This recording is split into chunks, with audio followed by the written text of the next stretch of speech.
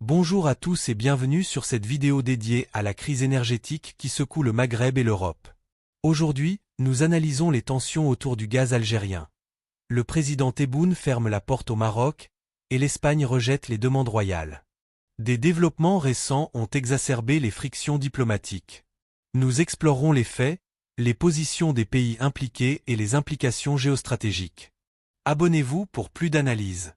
Allons-y. Ces derniers jours, le dossier gazier entre l'Algérie et le Maroc a connu des rebondissements majeurs, alimentés par des échanges diplomatiques tendus. D'après des rapports de presse algériens et espagnols, Alger a adopté une stance intransigeante. Interdiction totale de tout acheminement de gaz vers le Maroc via l'Espagne, que ce soit par voie directe ou via le système de flux inversés. Ce mécanisme était vu par Rabat comme une solution de repli pour pallier la perte du gaz reçu autrefois grâce au gazoduc Maghreb-Europe, fermé depuis 2021. L'Algérie a notifié formellement Madrid que toute réorientation du gaz vers un tiers, particulièrement le Maroc, équivaudrait à une rupture de contrat, menant à l'annulation immédiate des accords avec Sonatrach. Cela place l'Espagne face à un dilemme crucial. En réponse, le gouvernement espagnol a publiquement affirmé qu'il n'interviendrait pas en médiateur pour le Maroc et qu'il bloquerait toute utilisation non conforme du gaz algérien, surtout suite aux avertissements fermes du ministère algérien de l'énergie. Les médias ibériques rapportent que le Maroc misait sur l'Espagne pour relancer des négociations avec Alger, visant soit la réactivation du gazoduc, soit l'achat indirect d'une portion du gaz. Pourtant, malgré un semblant de rapprochement hispano-marocain sur d'autres fronts, Madrid a opté pour la prudence, évitant tout risque de conflit avec l'Algérie, son fournisseur énergétique clé. Cette réserve s'est manifestée lors de la récente visite d'un ministre marocain en Espagne. Boycott par plusieurs ministres locaux, et un accueil minimal du Premier ministre Pedro Sánchez, sans conférence de presse conjointe. Les observateurs espagnols ont été surpris par cette froideur, y voyant un signe de tension sous-jacente et une stratégie pour ne pas froisser Alger. Les discussions bilatérales ont été circonscrites aux thèmes économiques et commerciaux, excluant les sujets épineux comme Ceuta et Melilla, le Sahara occidental ou le gaz. Alors que Rabat voulait aborder ces points, l'Espagne a priorisé la stabilité avec l'Algérie, rétablie après la crise de 2022.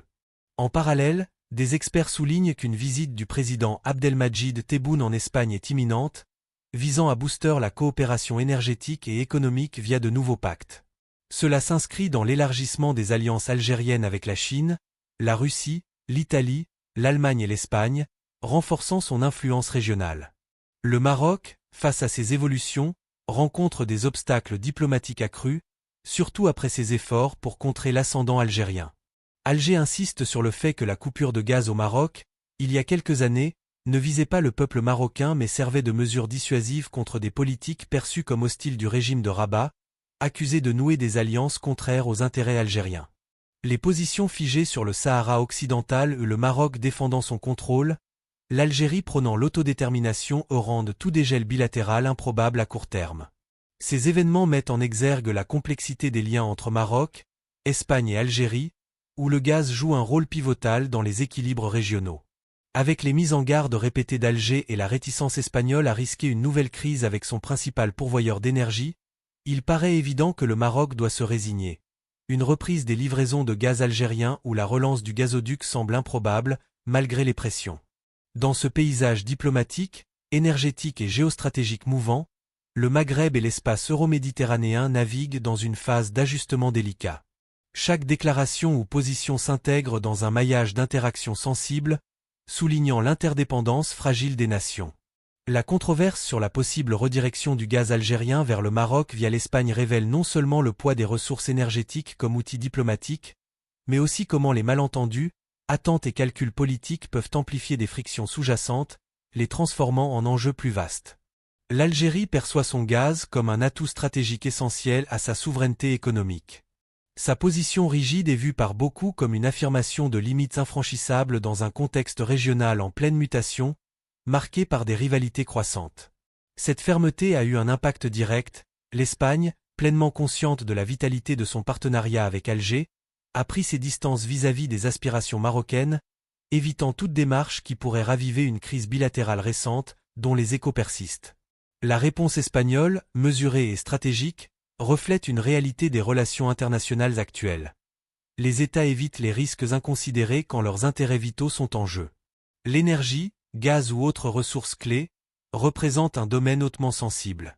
Madrid a ainsi équilibré ses liens avec Rabat sur des plans économiques, migratoires et sécuritaires, tout en refusant de mettre en péril sa relation stabilisée avec Alger, d'autant plus dans un marché énergétique mondial volatile, influencé par des incertitudes géopolitiques globales.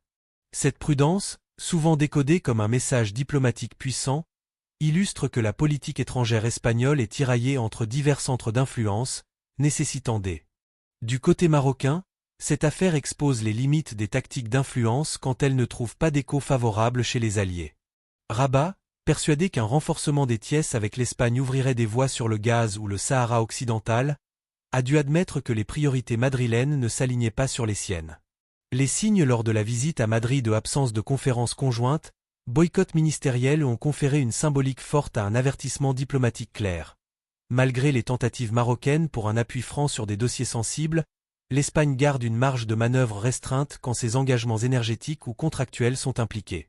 Simultanément, l'Algérie, boostée par une diplomatie revigorée et des partenariats élargis avec la Chine, la Russie, l'Italie et l'Allemagne, consolide sa stature stratégique. Ses liens avec l'Espagne, un temps ébranlés par le revirement madrilène sur le Sahara occidental, entrent dans une ère de réchauffement, potentiellement scellée par la visite prochaine du président Tebboune.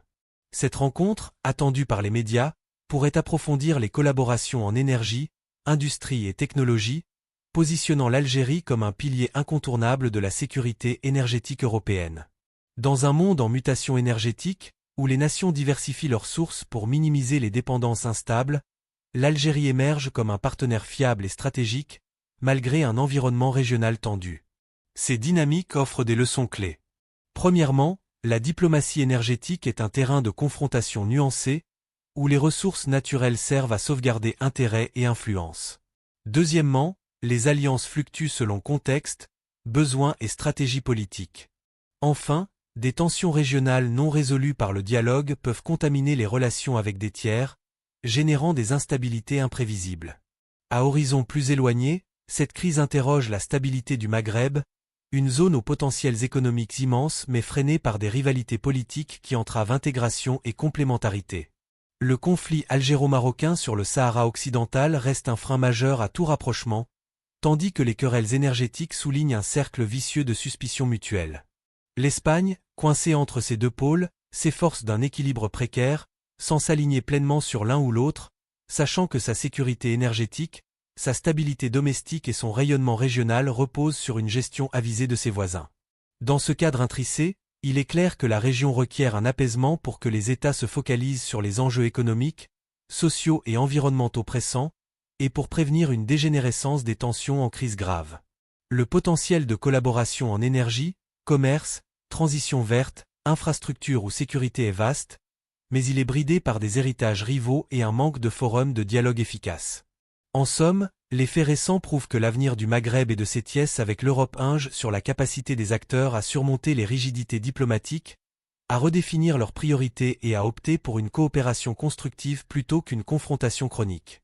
Que ce soit pour le gaz, les litiges territoriaux ou les objectifs économiques, les leaders régionaux doivent adopter une vue d'ensemble rationnelle, moins influencée par émotion ou pression médiatique. Seule cette démarche convertira les frictions actuelles en chances, offrant au peuple un futur plus serein, prospère et intégré dans l'espace euroméditerranéen. Merci d'avoir regardé. Partagez vos avis en commentaire, likez et abonnez-vous pour ne rien manquer. À bientôt.